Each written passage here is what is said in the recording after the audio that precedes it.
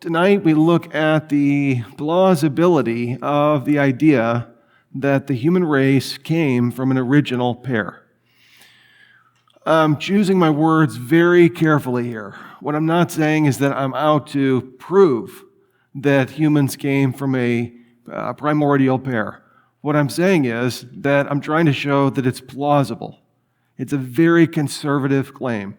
And I'm trying to demonstrate that the defeaters to that claim, that we did not come from an original pair, are really not that strong when you examine them closely.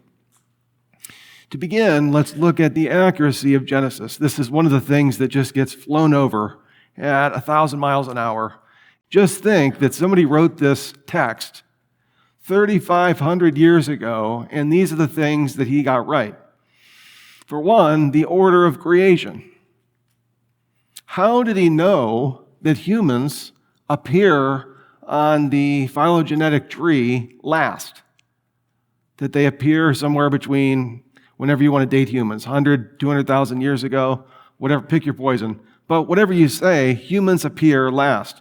Now, humans in the Genesis account, in Genesis 1, are the apex of creation, and they're chronologically last. They're made on the sixth day.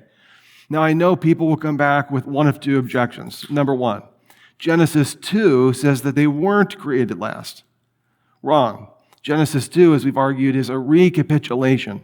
It's a recap of Genesis 1, and it's local. It's localized to the garden in Eden.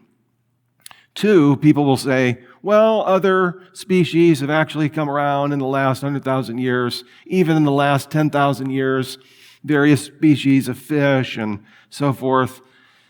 Okay, here we're getting into what's called the lumper versus the splitter debate.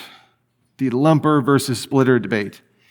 When you find two different organisms, the lumpers in biology will say, no, that's the same species. But when you find two different organisms that have different traits, the splitters say, well, that's clearly another species. And never has this been more true than in the study of anthropology and paleoanthropology. You find a femur, and you find a jawbone and a part of the cranium, and all of a sudden, we found a new hominin species. It's overturning everything we know about paleoanthropology based on the molars of this new species that we found. So some people are part of the splitter camp, no, those are separate, and some are part of the lumper camp. Whatever you want to say about that, humans came last. Humans came last. Humans are totally unique, as we've already seen, and physiologically we share a lot of similarities, but with all of those different qualities that we mentioned in the previous week of a theory of mind and abstract thought and art and morality and free will, and all of that is unique, and we're the species that came at the end. All right. Number two, the location of the first humans. For 50 years in academia, in the academy, the multi-regional hypothesis was the dominant dogmatic view for the origin of humans. This held that humans arose in, as it says, different regions in convergent evolution. So they appeared in Europe and in Asia and certainly in Africa, but they appeared and then they eventually came together and interbred together. This view has been decisively overturned by the out of Africa theory. If you read on anthropology today, you'll see that scientists believe in the main that the vast consensus is that humans came out of Africa. Now, what's interesting to me is that the garden in Eden, the geographical location is mentioned. It's the Tigris, the Euphrates, the Pishon, and the Gihon. Now, we don't know the Pishon and the Gihon River. We know the Tigris and the Euphrates. And I'm not one of those teachers that tries to get down to the very specifics of the geographical territory of the garden in Eden. I'm not going to try and do that. But I will say it's near Cush, which is Ethiopia. Ethiopia is in the continent of Africa.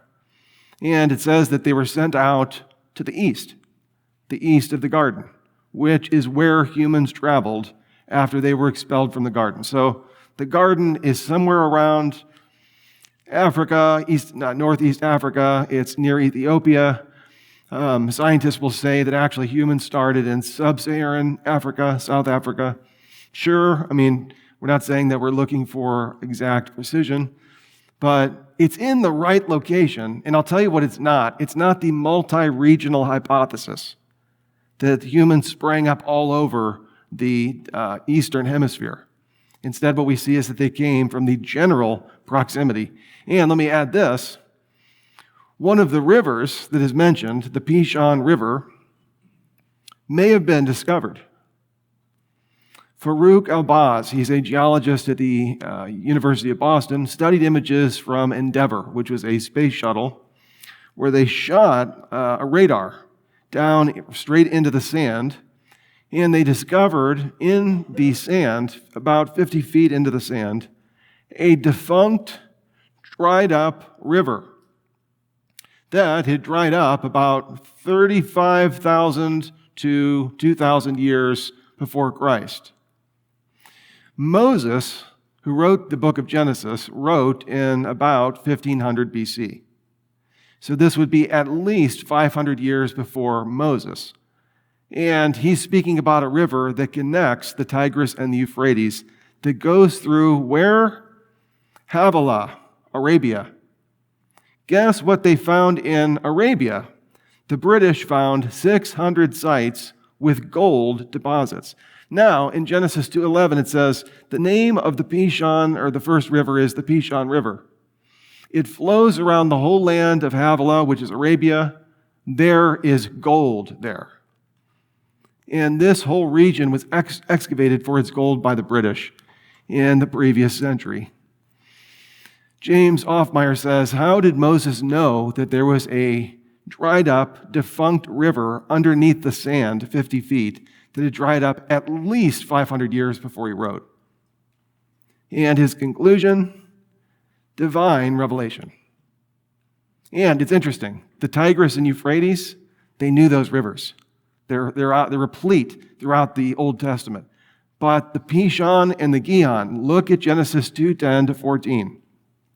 Over and over and over again, what we read is specific details, almost as if the current audience didn't know those rivers, because those rivers were gone by the time that he wrote them. So tons of detail on the Pishon and the Gihon. This is where it flows. There's lots of gold there. But with the Tigris and the Euphrates, they just say the Tigris and the Euphrates. So it gets that right. Number 3, the similarity of human genetics.